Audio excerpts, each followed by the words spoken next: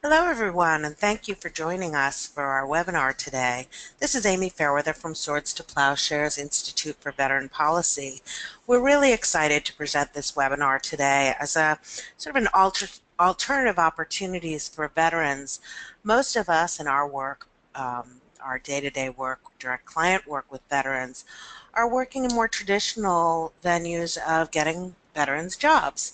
So we have case managers, we work with employers, we have trainings that are specific to employers and to specific jobs. We look over resumes, we help people with interviewing techniques and the like. But for many veterans, starting their own business is the way to go.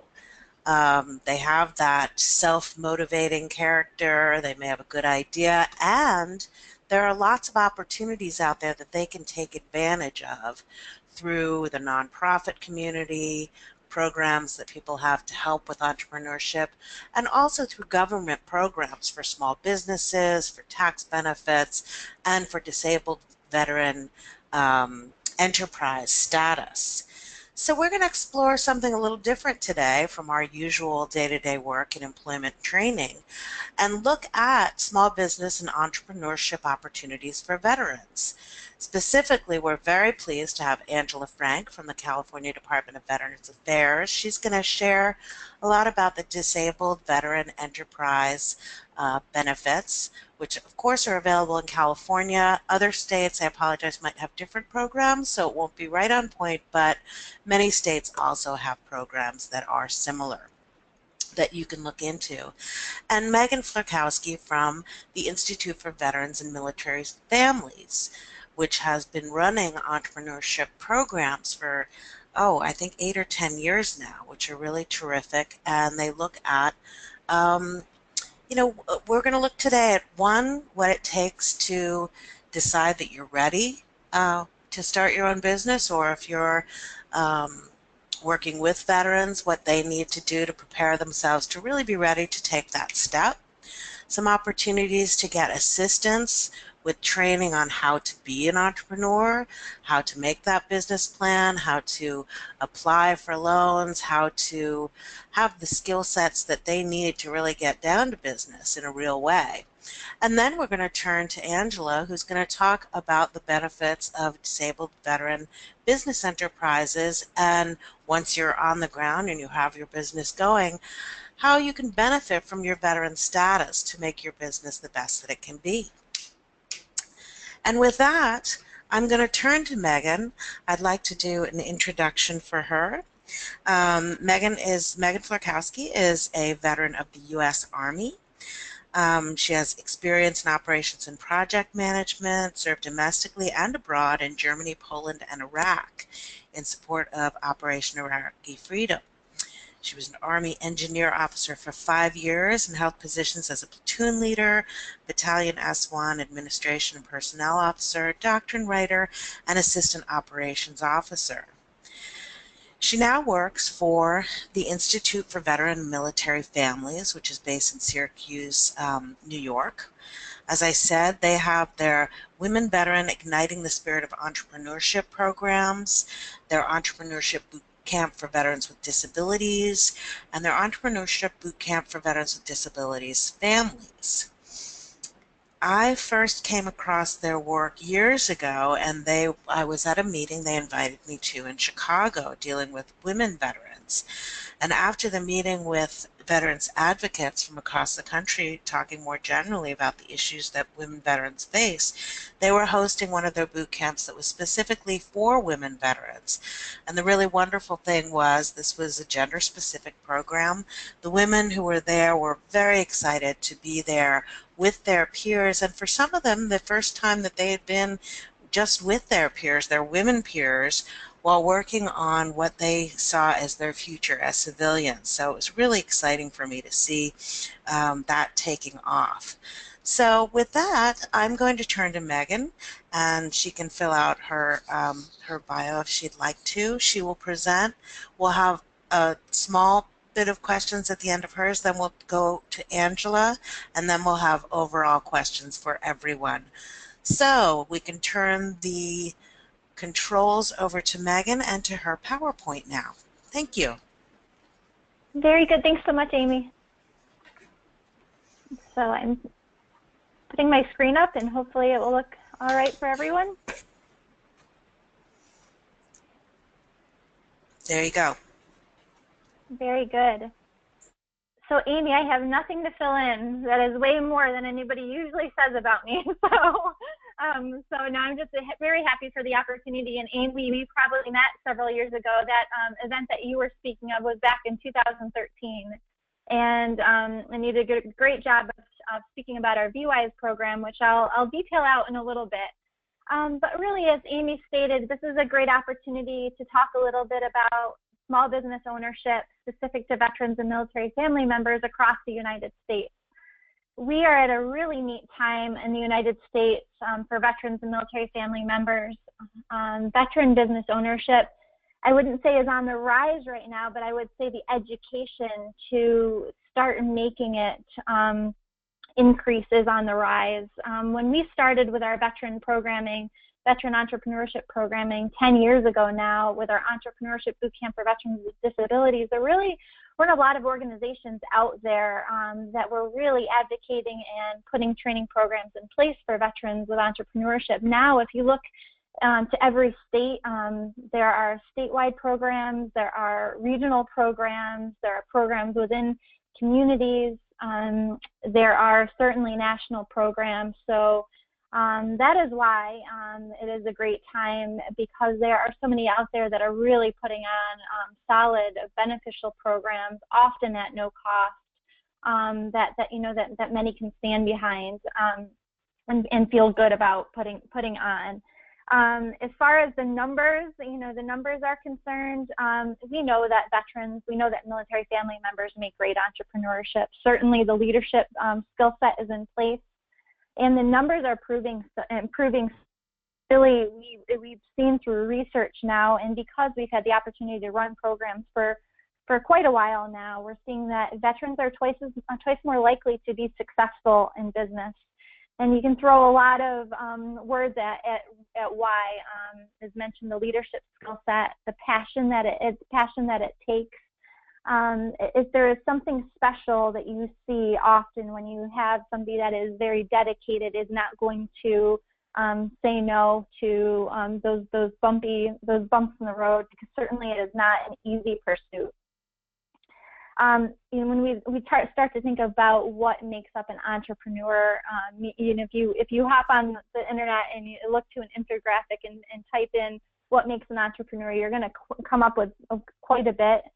But certainly what you are going to see is that passion is in place. It's really important. They want to be their own boss. They have a great idea or innovation. Those are three of the things that you'll usually see that are really important to have in place. And then when you start to talk about the challenges, when somebody starts to act upon that idea and that passion, you'll see that often the financing piece and knowing where to start are two of the biggest obstacles that people face. And so that's why it's great to have the opportunity to talk a little bit about what is out there for that. Give a little bit of our perspective now that we've been running programs for veteran entrepreneurs and military family members for about 10 years, and talk a little bit about what it looks like in the state of California, what it looks like nationally, and certainly about some of the programs that we're running. With our first program, the Entrepreneurship Bootcamp for Veterans with Disabilities. But now what we have the opportunity to do is we have the opportunity to serve in many different capacities, and it's really because we're backed by very strong research. We're located at Syracuse University. We have a chancellor who is strongly behind everything that we do, and that's why we've had the opportunity over those years not only to tackle entrepreneurship and small business, but also we've really been able to run strong programs in career prep and employment and community-based programs and service as well. But as mentioned, what I'm really here to talk about today is entrepreneurship and small business. Before I get there, I want to talk a little bit about entrepreneurship support organizations. for those that are out there and who are just kind of peeking and poking at small business ownership and trying to understand what their ecosystem looks like, you really need to really take a look at the type of business that you're looking to run, and you need to start looking at what your support network looks like. There's not a single answer for what is going to be most beneficial to you, because there really is a vast network that's out there, and often what is going to be best for you is going to be based on the idea and the type of network that you need to develop for yourself. But I'm going to give you an oversimplified slide that's going to speak to some of the organizations that are out there and what it might look like in your own community. Many people who are getting into small businesses have probably tapped into the Small Business Administration Network, and you may not have even realized that you have. We're at a point in time now that's something that's really beneficial to veteran small business owners and their family members, or veteran business outreach centers.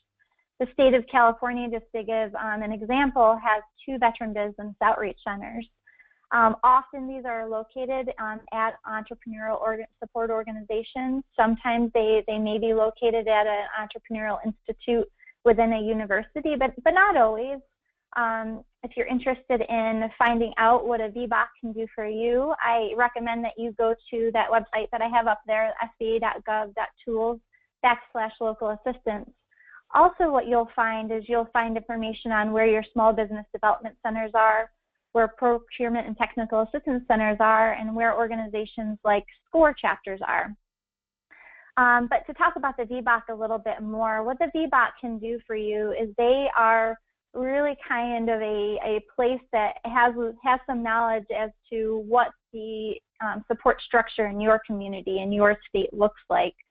So they can help you navigate that path to entrepreneurship. In some cases, often they have some light counseling and mentorship that they can give as well. But what they're often going to do is they're going to point you in the direction of your Small Business Development Center. If you're interested in government contracting and you've had some success in business that allows you to be strong in going after a contract, then they might point you to where your procurement and technical assistance center is. Or they may find that you need some mentorship, and so maybe SCORE is the right fit for you. At the end of the day, I really strongly encourage you to check out who your SBA resource partners are. Often free training that's available to you, and it's a really good place to start networking as well. The next one that I have on the list is, I'm making an assumption here that a lot of the folks that are listening in are from the state of California. You're fortunate because you have a very strong community college system, and they are doing strong work with small business and entrepreneurship. There's a website there that will talk to you a little bit about what that network looks like. As I mentioned, many community colleges have small business development centers, and those small business development centers are in place to, again, help you navigate what that journey through entrepreneurship is going to look like, help you get started on the right foot. For many who are just beginning to tackle the business plan, they can help you through that, help you develop out the structure, put those pieces together, and do a good solid review for you. Often when you're starting to jump into the opportunities for financing, they can start talking you through locally, regionally, and nationally, depending on the type of business that you're looking to run, what your options look like. I'm not going to talk too much about accelerators and incubators, but what I do want to touch on is that that's another opportunity that's out there for you. State to state, there are hundreds of different accelerators. What can be beneficial about an accelerator for a particular industry is they're going to be very well networked, and they are going to have startup options available to you. Sometimes when you're looking into an incubator, place for you to get started, so that you can again get off on that right foot. At a high level, a startup accelerator and incubator is an organization that is really in place to help provide startups with mentorship, advice, resources to help you succeed. Many might include a demo day to give you an opportunity to see what it looks like working with a startup accelerator and incubator. Often they'll have a day to focus attention on the investor community. They often have a heavy application period and are allowing folks into the incubation phase at several points throughout the year. I put a website on there. There were some good folks who created a national site with accelerators. There's hundreds of accelerators and incubators that are listed. It also speaks to many of the university institutes that are available with entrepreneurship programming as well. You can hop on and you can search by state on that site. Next listed is peer-to-peer organizations. And what peer-to-peer organizations often are by membership, not always. Entrepreneurship organization is one of the big ones that's out there. YPO is another big one that's out there.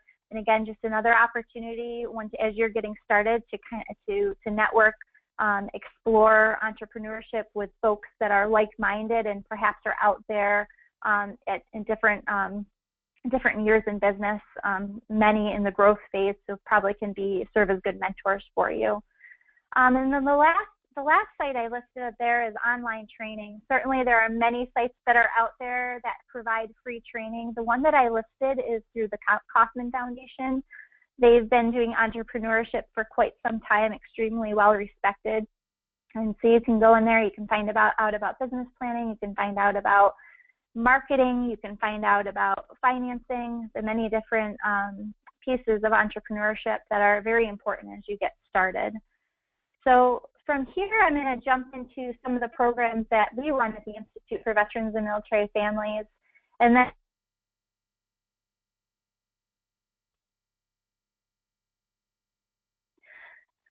so as mentioned, about 10 years ago, we had the opportunity to get the Entrepreneurship Bootcamp for Veterans with Disabilities off the ground. This is a program that started at Syracuse University. It's run once per year at Syracuse University, and now there are 9 other schools across the nation, universities across the nation that run this program as well. We're very fortunate to have wonderful funding, so this program is completely free. So for those that are eligible for the program, post 9/11 veterans with a service-connected disability and a passion for business ownership, this program is free. So if you apply and you are accepted into the program, you are flown into one of the universities that's putting on that program. Often you are put into the university program that is closest to home. In some cases, it might be because it's the best match based on the type of business that you are running. What's similar across all different universities that are running this program is that it's a 3-phase program. You have a 30-day online training experience. Feeds the second phase, which is the residency portion, and that's the portion that's happening at one of those 10 world-class universities. And then the third phase is ongoing follow-on support. We understand that those first 2 phases are just a piece of the journey. It's so important to have that continued support after the program comes to a close. For somebody that's interested in applying, it's a little bit of an aggressive application, and I don't say that to scare anybody, but it does take a little bit of time. It is about a 15 to 20-minute application for the question and answer portion.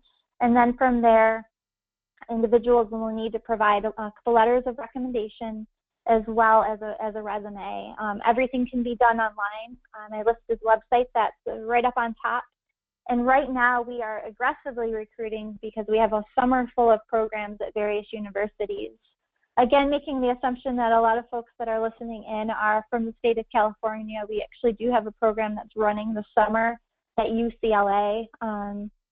And we actually still have a couple spots. We're still continuing interviews for that particular program. But as mentioned, completely free. We fly everybody in. They are lodged and fed and really given a extremely high level education in entrepreneurship. There's a reason we call it a boot camp.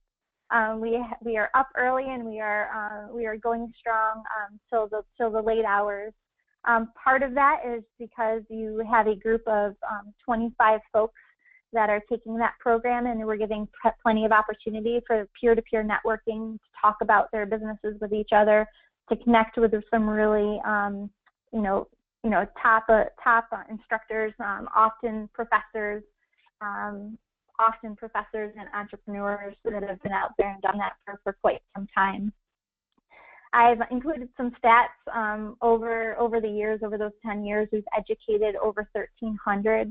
And we have some really good rates of success. Over 72% of those that have graduated have launched or continued to grow a venture. Many, close to 3,000 jobs have been created, and 1 out of every 4 EBD graduate businesses grosses over $100K per year. The next program I'm going to talk about is the families version of the program.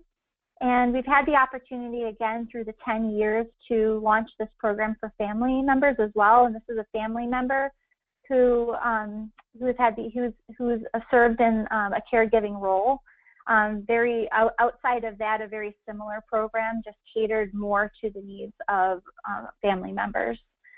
So again, 30-day online training. You have a 7 to 9 day residency experience, and then 1 year of follow-on support. Similar, no cost to the program. Very similar application process. This particular program is run once at Florida State University and once at Syracuse University.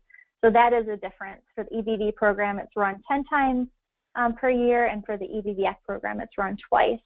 I'm going to backtrack a slide just to show the calendar of events that we have happening for the summer for the EBD program, and to show you some of the universities that are running the program and still have programs coming up this summer and fall.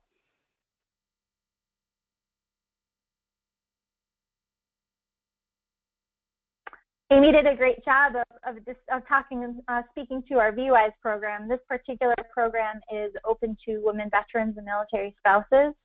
What's different about this program with eligibility is, 1, it's open to women veterans, and 2, it's open to women veterans and military spouses of all areas of service. And that's important. It really lends to a very diverse group, and all different kinds of businesses. What's also different is the class size. So our EBV is 25. We are able to take in up to 200 women per VWISE program. And historically, we've been running them about 2 to 3 times per year. We have programs that are coming up soon. So we are right now bringing in applications for our Louisville program. And our Louisville program will take place the 11th through 13th of August. And next up after Louisville will be in Pittsburgh several months later. Really, the impact for the VWISE program has been quite similar. We have close to 3,000 graduates of that program. 65 have launched or continue to grow a venture. Many jobs, over 1,000 jobs created, and we're seeing that 1 out of every 5 VWISE graduate businesses grosses over 100K. What you're going to find both through the EBV and through the VWISE program is a really intensive experience. Obviously, for the EBV program, you're able to dive a little deeper because it's 7 to 9 day residency, and with the VWISE program, it's 2.5 day residency. Similar topics are covered: the opportunity recognition, the financing, the business planning, the marketing, and many other smaller courses that allow you to really dive deep, ask the questions that you need to, and get the level of instruction that may be really important for you. With the EBV program, as mentioned, that's completely free. The VWISE program, there is a cost to it. There is a registration fee, $75, and you have to get yourself to the location. From there, we cover all the rest of your materials, your food, your lodging for two evenings, and really just a really important, relevant education in entrepreneurship. From the lessons learned from VWISE, we had the opportunity to launch a new program in November 2016, and we will be running the Ignite program about 2 to 3 times per year. What's a little different about the Ignite program is that it's 1 day in length. It does not have the 3 phases of support as we do for the VWISE program, and it's more of an introduction to entrepreneurship. Not everybody is ready to dive deep invest the time and money into a program, even if it's the registration fee and traveling. Not everybody is ready for that. So the Ignite program is really a model that is within communities. It's recruiting from in and around the region within driving distance, and it's really that first, and perhaps that first look at entrepreneurship. Just as many of you on right now might be looking at entrepreneurship for the first time, that's what Ignite is meant for. I'm going through these fairly quickly, so if anybody has any questions, I'll be happy to answer them for you. The next two things that I would like to speak about are a couple of the other resources that we have at the Institute for Veterans and Military Families. The first that I'm going to speak to is the Center of Excellence for Veteran Entrepreneurship. For many of you, you might be on this webinar because it's been difficult for you to navigate your pathway to entrepreneurship. That's part of the reason the Center of Excellence for Veteran Entrepreneurship was launched. It was launched a little over a year ago. And really, we're looking at it as a national hub for veteran business entrepreneurship. So what you're going to find if you hop onto veteranentrepreneurship.org is it's going to give you the opportunity to type in your state, your city. It's going to be able to give you the option to click on a particular resource that you are looking for, and then it's going to give you what you have available to you within your community, your state, nationwide, depending on what's most important for you. For those that have been in business for a while and they're looking for stronger connections to the supply chain, that's why we launched the Coalition for Veteran-Owned Businesses. And really, you'll see that list. It's meant to advance areas of focus for certification, employment, the supply chain, as mentioned, and access to capital. We have a number of national partners that are involved in that, supplier diversity partners that are involved in it, and we're at a point now in the growth of the CVOB that we're really making our way around the nation with a strong veteran engagement initiative. And we're also giving opportunity for folks to register their veteran-owned businesses via our database and become a member, so it can lend to better connection amongst the veteran-owned businesses and, of course, access to that supply chain. So I think that I'm probably about out of time for going through some of the programming opportunities that are available, and I'd love to now answer any questions that are out there. Okay, this is Amy again, Amy Bellwether from Swords to Plowshares. I neglected earlier when we were doing the introductions to say when you have questions, you can type them into your side panel. Please, if you have questions, go ahead and type them in, and then we'll bring them up to the presenter. I have some questions though. What do you, when you're looking at an applicant, you said you interview them, what is it that you're looking for in terms of their skills or their attitude? What really makes the difference of someone who's ready to launch this life chapter? Sure, it's a great question, Amy. And I wouldn't say there's one particular thing that we look for, but certainly I had mentioned the passion piece. It's very easy when we have an applicant, specifically for our EBV program, because it's a little bit more of a rigorous application process. We have an interview that's attached to it. And so you really can very easily see when somebody starts talking about that idea that they're passionate about, it comes through strongly. Typically, they've done their homework. They have a little bit of an understanding of what their community of resources looks like. Certainly, when you speak about an entrepreneur, often very strongly they want to be their own boss. There's a persistence about somebody that is successful in business. It is not, even with the best resources, it is not easy to run a business. You are going to have a roller coaster ride, and we try to educate folks on what their resources look like, but certainly even with the best resources in place, you're going to have to continue to ride that roller coaster. So, hopefully that answered your question, Amy. If you think about what makes somebody strong as a veteran, often it's very similar qualities. Okay. That's great. And also, um, and this I have to admit has always been in my mind that if you're going to start a business, that you individually have to have a great big pot of money and money to invest. So, um, do you? So, Amy, that's another very good question. I mentioned that often when you are looking at the obstacles that people are trying to get through as they're starting a business, financing is the biggest.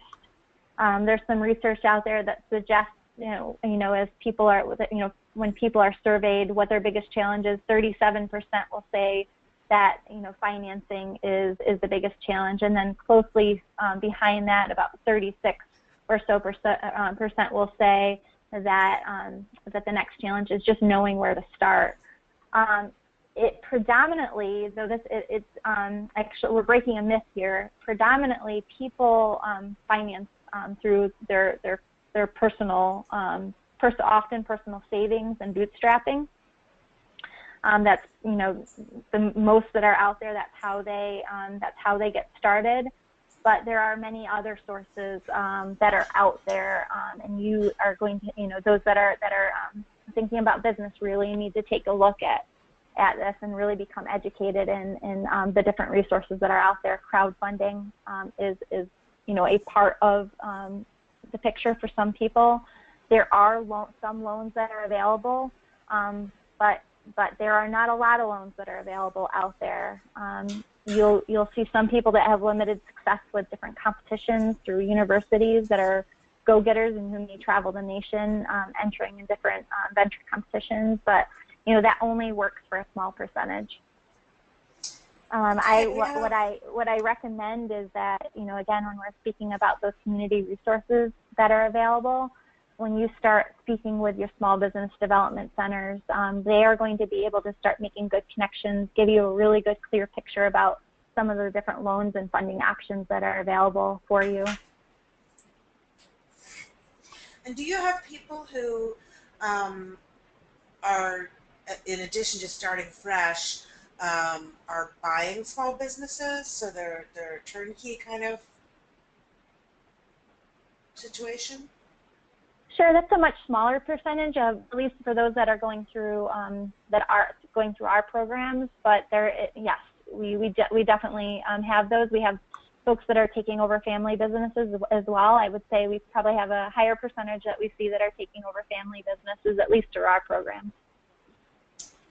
And finally, we have a question about, are you finding, do your applicants span all kinds of businesses? Do they seem to be more sort of the new startup techie, or is it all over the map? It is all over the map. Certainly, as you might imagine, those coming out of service, we have many that are opening service-related businesses. We have many that are going into health-related businesses. Nonprofit, I wouldn't say is a high percentage, but certainly is probably among our top 5 in different industries. We are starting to see more tech-focused businesses, and you being in the state of California may have a higher percentage of, certainly you have a large number of accelerators and incubators and different programming that are available for tech-focused entrepreneurs. Great. Okay, well, I think what I'd like to do now is to switch to Angela, turn it over to Angela, and then we can have questions at the end that relate to both Angela's presentation and Meghan's presentation. So while Victor is taking care of technically switching over to Angela, I will tell you a little bit about her. Angela Frank is with CalVet here in California, and she's the Entrepreneurship Training Coordinator in the CalTAP unit. They are actually launching and improving the TAP experience, and it's very exciting through CalTAP, where they have a lot more educational opportunities throughout the lifetime of a veteran, including what we think of traditionally of TAPs as being just at separation, but there are things that come out throughout your life, and so Angela is working on that. Previously, She worked at the California Department of Transportation, Office of Business and Economic Opportunity.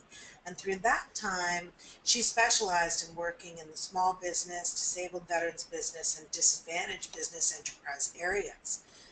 She's participated in all forms of outreach, data collection, state and federal reporting needs as it relates to programs, and is well versed in the areas of contracting needs with DVBE, which is Disabled Veteran Business Enterprise Contractors, and prospective businesses in government contracting. So Angela is going to join us in a moment and give us some insights into what to do once you have a business, and particularly around a disabled veteran business enterprise. So Victor, are you turning it over to Angela's screen? Okay, we're just waiting to view her screen.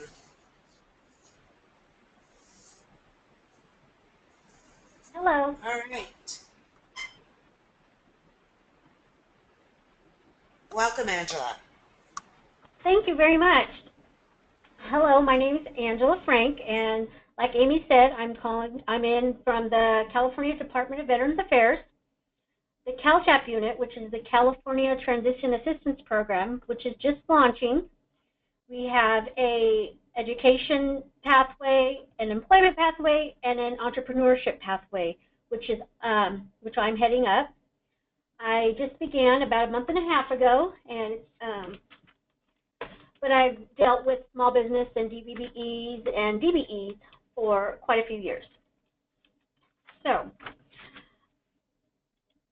the CalTAP program is a collaboration. We'll be working in a collaboration with federal, state, community-based organizations such as Swords to Plowshares to inform and connect the veterans to entrepreneurship opportunities.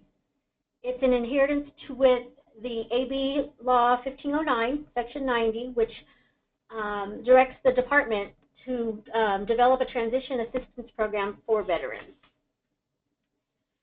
Let's see. There's some business certifications here in California, and in 1989, California enacted a 3% DVBE participation goal for state contracts, and then following in 1999, the federal law 106-50 established the Service Disabled Veteran-Owned Small Business Certification and a federal participation goal of 3%. So these goals enable businesses to bid on contracts and with the state, federal, and local governments, and they'll get a piece of the big contract. So I'm going to talk about some certifications that are available here in California. The first one is the DVBE, which is a Disabled Veteran Business Enterprise. This certification is recognized by the state of California, public entities, and many private corporation designations. It needs to be owned and controlled by a veteran, at least 51%, and with a veteran with a service-connected disability rating of at least 10%. And this rating needs to be from the United States Department of Veterans Affairs. And if a company is an LLC, it must be wholly owned by one or more veterans, disabled veterans, I'm sorry. And the veterans must reside in California. And just to reiterate, the 10% is not, the 10% service-connected disability is not designated by Veterans Affairs, California Veterans Affairs. It's by the U.S. Department of Veterans Affairs. Okay, so another certification is small business certification here in California. A small business should be independently owned and operated with the principal office located here in California. Businesses cannot be the dominant in their field. You know, it cannot be the only one. They have 100 employees or less. Their average annual gross revenue is $15 million or less from the past 3 tax years. And most DVBEs also qualify to be small businesses as well. So if you're getting the certification, you might as well do both, because to broaden your prospects of getting contracts. A side note too, for small business certification purposes, if you're a manufacturer of goods and you're engaged, a manufacturer is someone who is engaged in the chemical or mechanical production of an item from raw materials. And it's classified between the designated codes of the North American Industrial Classification System, which are the NAICS codes. So let me, just a second, okay. So some benefits of the certifications in California.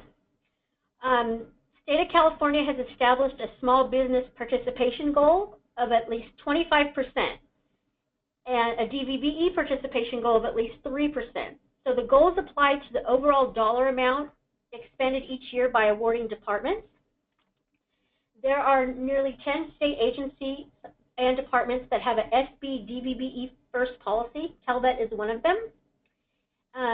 There is also the SB DVB option used in California, which streamlines procurement by contracting directly with a certified small business or a DVBE for goods and services and IT goods and services. These are valued from $5,000 to up to $250,000 and up to $291,000 for public works contracts. So the state can get these contracts after obtaining price quotes from at least 2 small businesses or 2 DVBEs. So that's another incentive to get certified. You also are listed in the CalEProcure, and CalEProcure is the state's online portal of certified DVBEs and small businesses available for services. So when state agencies, prime contractors, or other entities are looking for small businesses and DVBEs to use so they can reach their 25% goal or their 3% goal, you can be found. And you're listed there, and you have the certification, so you would be used. The state of California also has the California Reciprocity Program, and this builds partnerships with the counties and cities and special districts throughout California with businesses that have a small business or DVBE participation certification. The Reciprocity Program is a single certification process, and that is valid with both the state and participating agencies. The certified business optimizes the benefits of both certification programs. So they work with the state and other agencies. Some examples of reciprocity partners are like the city and county of San Francisco. There's big companies like AT&T, BART, and the East Bay Municipal Utility District. So there's many, many more. Certification to be certified in the state of California is free. So, and then there's much more. CalVet does not do the certification. The California Department of General Services does certification. So there's much more information on their website, and I will, let's see, the next is, here's the website for the Department of General Services, and they will, they guide you through the process. Here's what the website looks like. It's the Office of Small Business and Disabled Veteran Business Enterprise Services. You will, the blue arrow here shows where you can click the link, and it leads you to step-by-step of how to get certified.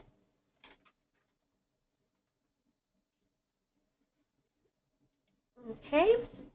Next, I'm going to talk about the federal business certifications. Megan had spoke about small business, the SBA, and I'm going to go into a few things with them. The Service Disabled Veteran Business Certification is just like the DVBE, but the DVBE, you need a VA disability rating of at least 10%, whereas the Service Disabled Veteran-Owned Small Business certification requires a rating of 0%, and that is also obtained from the United States Department of Veterans Affairs. And the business must also qualify under the SBA Small Business Standards for their particular industry. Businesses self-certify with the SBA. Let's see. You guys were previously talking about some funding. So there's the 8A Business Development Program, and this is for businesses that are have been in business for a while, and they it's a program through the SBA where they are owned 51% by socially and economically disadvantaged individuals. So not necessarily have to be a veteran, and it helps new entrepreneurs with the government contracting. So it's a mentoring, it's a 2-phase program. So it's over 9 years, a 4-year development stage, and then a 5-year transition stage. So SBA helps you along the way. SBA, there is also the Women-Owned Small Business Federal Contracting Program. So the small business side standards for the primary NAICS codes, that's the codes they use to designate what your business is. It needs to be at least 51% owned by a woman who is a U.S. citizen. That woman must manage the day-to-day operations and make the long-term decisions and hold the highest position in the business. So let's see. Benefits of federal certifications. There are set-aside contract programs, there are sole source programs, and you're registered into the system of award management. So set-asides are contracts that can go up to, add up to about 400 billion in goods and services by the federal government from the private sector. So when market research shows that small businesses are available and able to perform the work needed or procured by the government, these opportunities are set aside exclusively for small business concerns. So if there's enough, if the work that needs to be done or the products that need to be bought and they're in the area that it needs to be done, if there are an abundance of small businesses, the contract manager, procurement manager, can designate a certain amount of dollars that can be set aside for a small business. Sole source contracts. Those contracts that are noted that cannot be set aside. If the contract officer has an expectation that there's not two responsible small businesses available to do the work, they can offer the contract to this specific small business when you're certified. And the SAM, which is short for the System of Award Management, is the primary database like California's CalProcure. This is SAM, and it's used for government agencies and contractors to search for small businesses and DVBEs needed on contracts. So it's a good way to get your name out there, to do marketing. So let's see how to get certified. You go to the SBA website. I have here the link. And here's a picture of the website. This is the contracting part. What is government contracting? There's lots of resources on this website. for new entrepreneurs. So you're certified. So now what? Okay, so you can look at, for California, the California State Contracts Register has all of the contracts that will be coming out from all the agencies. You can search there, do your research. The Federal Business Opportunities, which is FBO, they have contracts for the federal government. And the SBA, where you can get some training, help with business plans, and the loans that SBA provides or helps you with, and it's just a lot of information.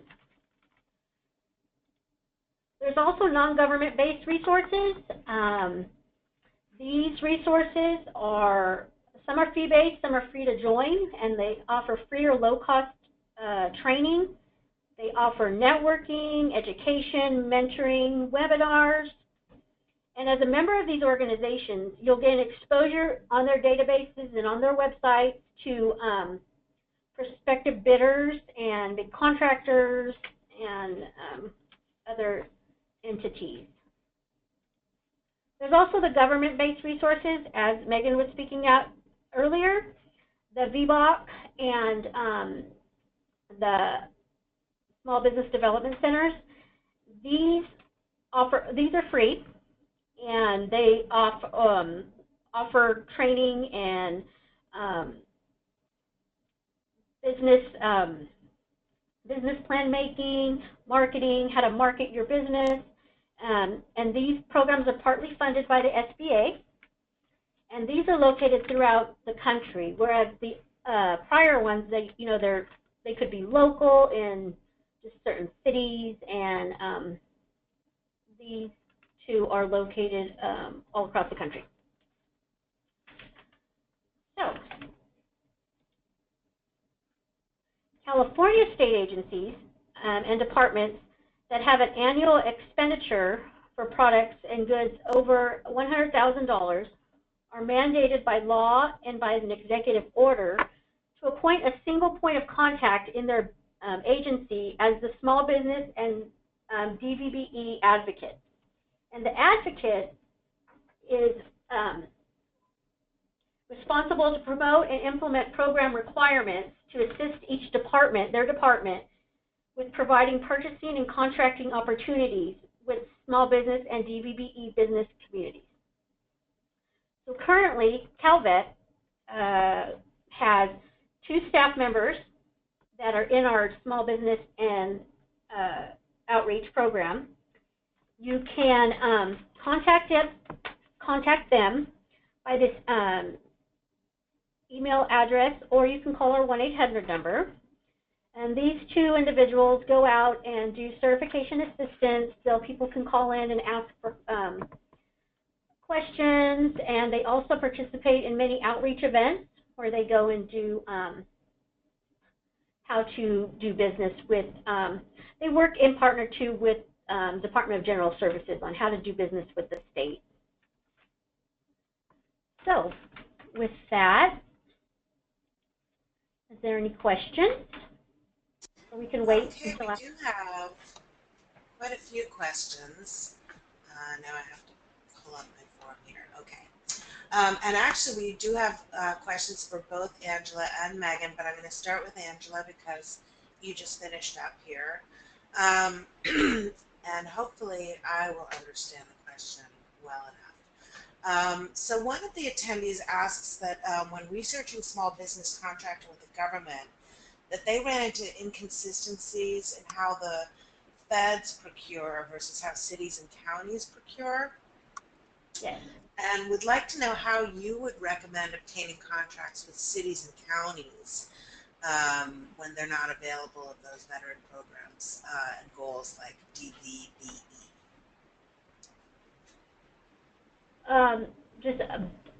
What I've learned in my past experience is marketing yourself, getting yourself out there,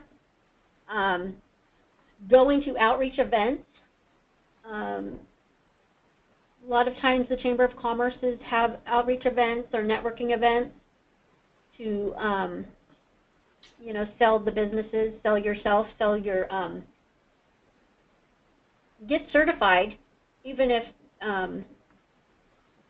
you're not interested in working with the government. Still get certified, because a lot of the outside entities are looking for those certifications.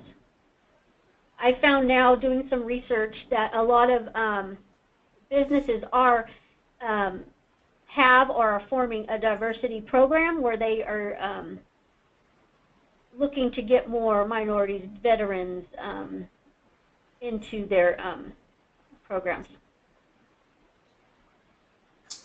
Okay. Another question we have from an attendee is that while researching funding options, this attendee noted that the Small Business Administration provides small business loans, but indicates that they want you to have, quote, skin in the game. And this makes sense, that, you know, they want you to be invested in all ways. But the attendee is asking if there's standard ratios, perhaps by industry, that clarifies how much, quote, skin is required to show your investment. I can't answer that right now. I couldn't speak for the SBA or the different banks. I know that I attended a conference last week, and one of the breakouts was about financing, and there were a few banks there that were represented, and they said that you know, if you go in and explain your situation, and because a lot of banks have a portion of special lending for veterans, and they may have special programs. So if you go in with, even they said like a resume or a little story about your business, like Meghan said earlier, to like for her the program, you know, just see the passion that the person has. Sometimes the banks will work with you, because you're really getting the money from the banks, and the SBA is guaranteeing that loan. Okay. So other than that, I would probably, you know, have to contact the SBA, because I'm just getting information from what I know and what I've learned. Okay, great. Well, Yeah. I mean, it makes sense for people to have to demonstrate, you know, their own personal commitment and their willingness to take risks. I think that you're hitting on it with those words to a degree, Amy. I don't know that there's a set ratio. Likely there probably isn't. But you know, at the end of the day, if you are to look nationally, most people, as mentioned, they are financing a decent percentage of their business, whether it be their own personal finances or through bootstrapping. And you know, if you have somebody that is looking for a loan, and for example, this is kind of a minor example, they're not even willing to put in the money for their website, or to, you know, start putting against the proper team to have in place. You know, somebody looking at that, I believe, by the SBA, that would be an example of putting skin in the game. And I think that's a tough realization for folks. Often they are looking for that loan that is going to cover a significant percentage of their business, and that's not always realistic.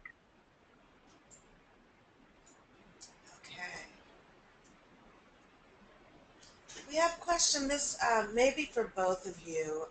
Can either of you speak about the Disabled Veteran-Owned Business, Small Business Concern Program through the Small Business Administration?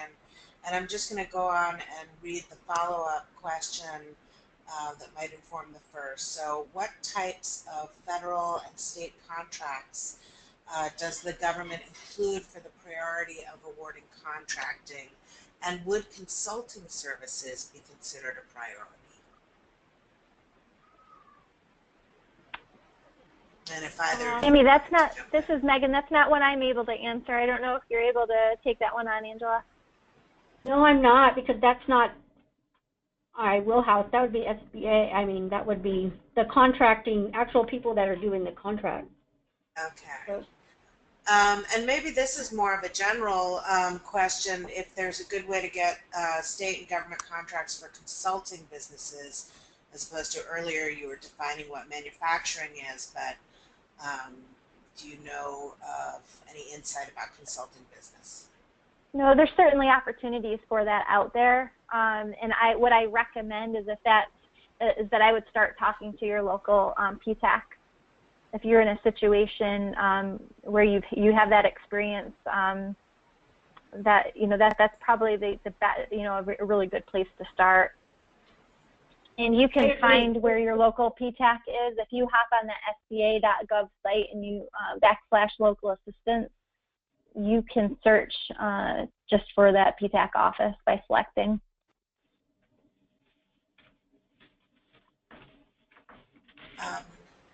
I have some questions going back for Meghan regarding specifically the bootcamp programs.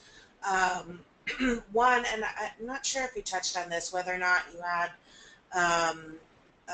any attendees or have helped in the development of nonprofit businesses. We do. We provide a very light education, I would say, on nonprofit, typically in the form of an entrepreneur, an educator, professor that has that background. But it's only a piece of the education. The boot camp is, I would say, more general, it's broader to marketing, to opportunity recognition, to financing, to business planning. Supply chain. We get into many different areas, but we don't dive deep on nonprofit ownership. But we probably have about 15 to 20% of those that are attending that are opening a nonprofit or have started a nonprofit.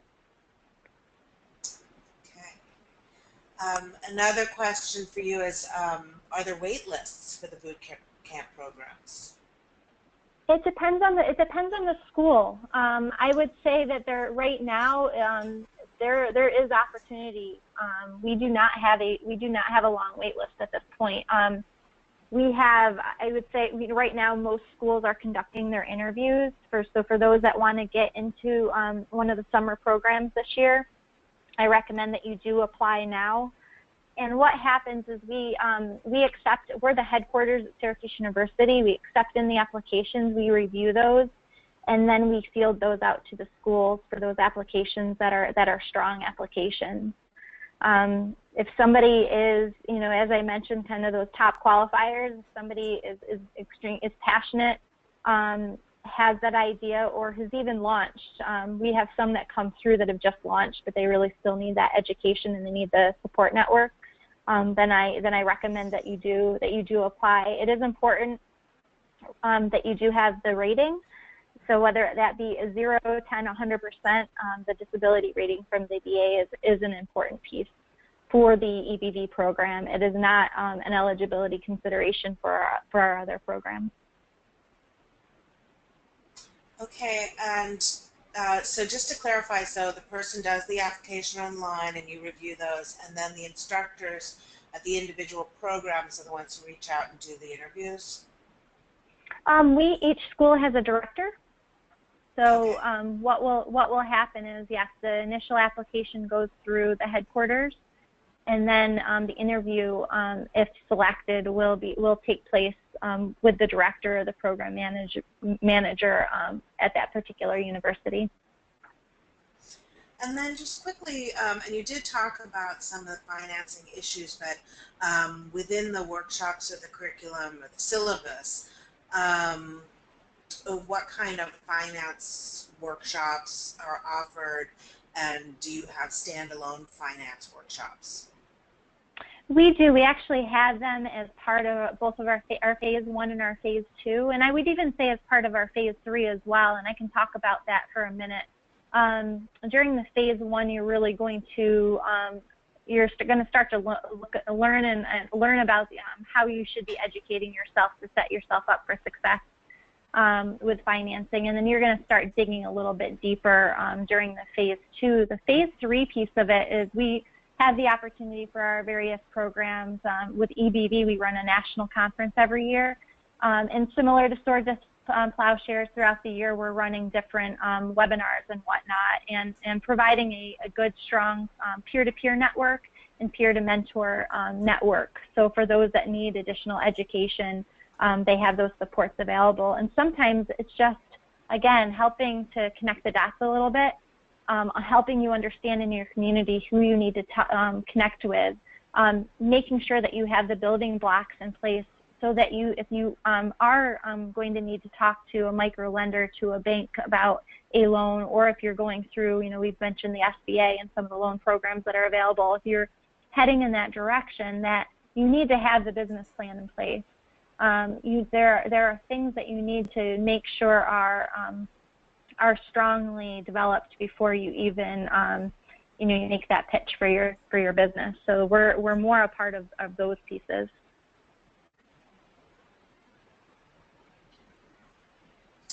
All right. Let me just look here on my list. I have just also for everyone, the PowerPoints are available, and now you can actually click on them in the right sidebar. We will also have the presentation online, and you can look at those there as well. And those will be the handout feature on GoToWebinar. So that's there. So, are there any other questions out there? And that includes our team here, if you have questions.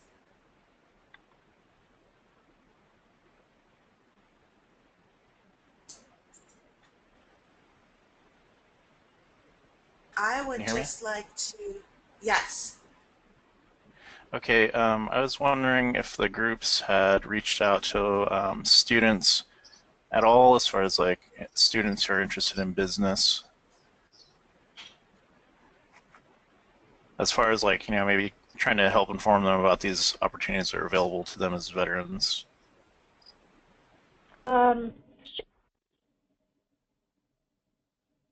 Sure, Victor. Do you mean? Can you expand on that a little bit? Are you speaking of university students or who are veterans?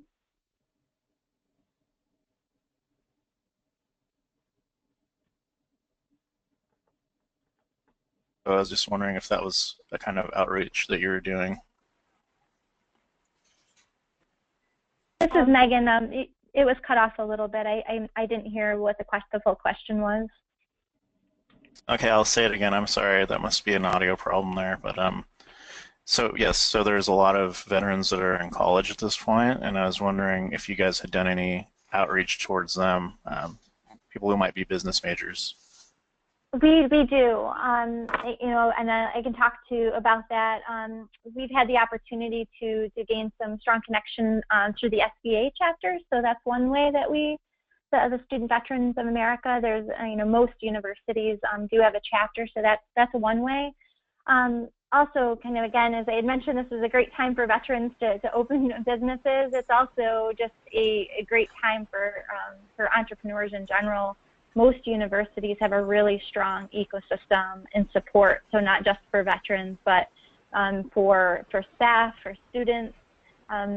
There are many universities that have the Blackstone launch pads within their schools of management. They have multiple programs that are available for both students and for folks within the community. So I definitely encourage folks as they're figuring out what their community looks like to take a look there.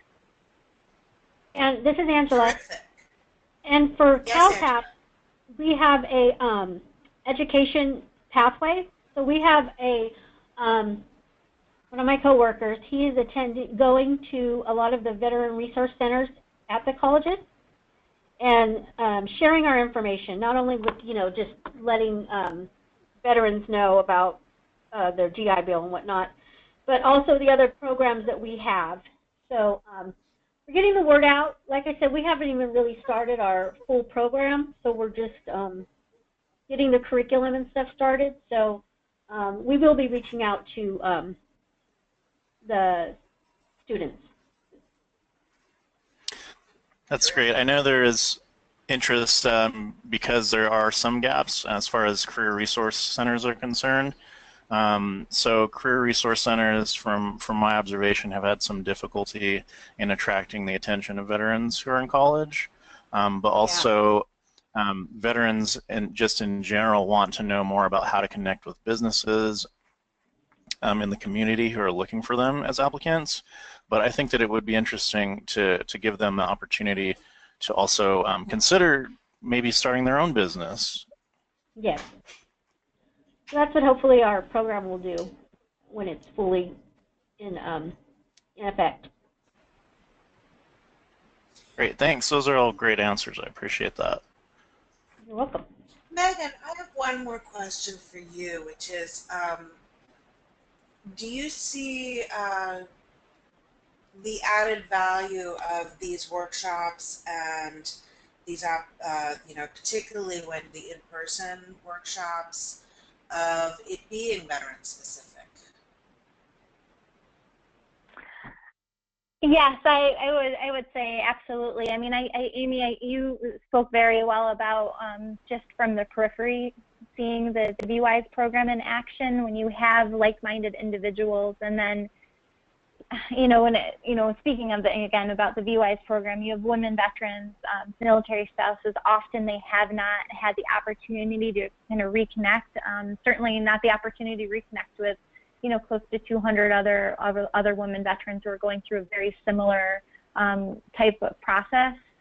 Anytime you get like-minded folks together who are kind of struggling sometimes through the same challenges and overcoming them, that peer-to-peer network is incredibly powerful. But it isn't, it's important not just to connect in with the veteran networks out there, and that's why I'm encouraged by a lot of the models that are out there within communities, because it's providing such a diverse audience of support. I think that's really important as well. To kind of break out as well, but it certainly could. I think it's part of the journey. Wonderful. All right. I think that's all we have for questions. Once again, everyone, the PowerPoints are now in the handouts. If you have any of the questions that you come up with, you can send them to us here at Swords to Plowshares. My email is there, and I can redirect them either to our presenters, Meghan Florkowski and Angela Frank, or try and find other resources for you. Also, we will be sending an evaluation to the attendees. This is really important for us to understand what we do right, how we can improve, and also to report back to our funders. And speaking of which, this is brought to us by our generous contribution from Prudential Foundation, which funds us for our employment work and is very interested in entrepreneurship as well.